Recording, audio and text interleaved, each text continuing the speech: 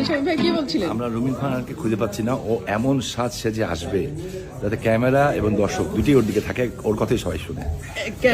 তার কথা শোনার জন্য সাজে? অবশ্যই এমন ভাবে সেজে থাকবে যাতে সবাই ওর দিকেই তাকিয়ে থাকে।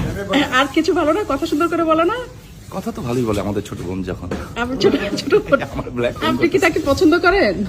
বোন হিসাবে পছন্দ করি অবশ্যই। একটু আগে শামীম ভাই বলছে আপনি নাকি এত সাজেন যাতে সুন্দর লাগে, যাতে আপনার কথাই মানুষ শুনে। আপনি কি কিছু বলতে চান? হ্যাঁ, এখানে আমার একটা দলীয় বক্তব্য আছে। হ্যাঁ, না, দলীয় বক্তব্য কেন, একটু ব্যক্তিগত না, এটা আমার বক্তব্য। অবজারভেশন। হ্যাঁ, আওয়ামী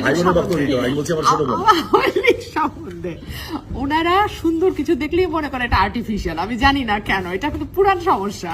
হ্যাঁ, সুন্দর কিছু ওনারা ন্যাচারাল ভাবতেই পারে না। কিন্তু শামীম ভাই বলছে আপনি 1 ঘন্টা যাবত সাজতেছেন রুমি। আমি ঘুমাইছিলাম, আপনি জানেন। আমি আজকে চ্যানেলে একটু আগে আসছি, টায়ার্ড ছিলাম। আপনারা আমার একটা রেস্ট রুম দেখাচ্ছেন, আমি ওদিকে ঘুমাইছিলাম। আপনি সাক্ষী। শামীম ভাইয়ের কেমন লাগে? এটা রাজনৈতিক উত্তর না, ব্যক্তিগত উত্তর। শামীম ভাই তো আমার বড় ভাই, মানে আমাদের তো আসলে ফ্যামিলি কত বড়? বহুত পুরানো আসলেই বড়। আমাদের পারিবারিক বিয়ে করবেন? এই যে কবে করবেন? এই যে গ্রাম দেশের প্রশ্নটা আসবেই আসবে। কবে করবেন? এটা আমি নাজনীন মুন্নিস দ্য লাস্ট পারসন যার কাছ থেকে আমি এই প্রশ্ন আশা করি। ফখরুল ভাই একটু কথা বলেন। রুমিনা আপা, কবে বিয়ে করবেন? আপনি এত সুন্দর মানুষ, কবে বিয়ে করবেন? You আমরা are বিয়ে the করতে চাই। last person যার কাছ থেকে আমি এই প্রশ্ন আশা ক্ষমতায় করি। না আসা পর্যন্ত বিয়ে করবো না। কে? ও ঠিক করছে ক্ষমতায় না আসা পর্যন্ত বিয়ে করবে না।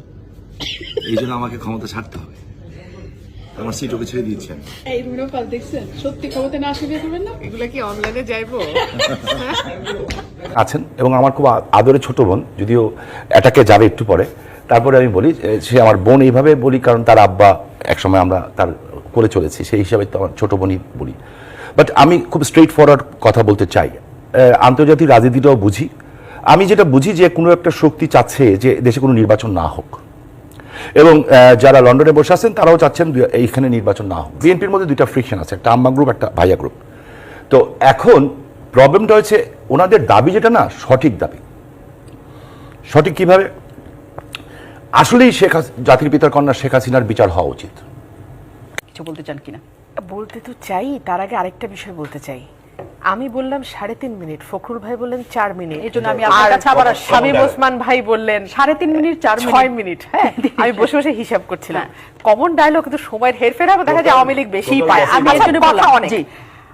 আম্মা গ্রুপ, ভাইয়া গ্রুপ, আওয়ামী লীগের সবাই বিএনপি সম্পর্কে এত জ্ঞান রাখেন যে ওনারা আসলে নিজের দলটা কখন করেন এটা বুঝতে পারি না।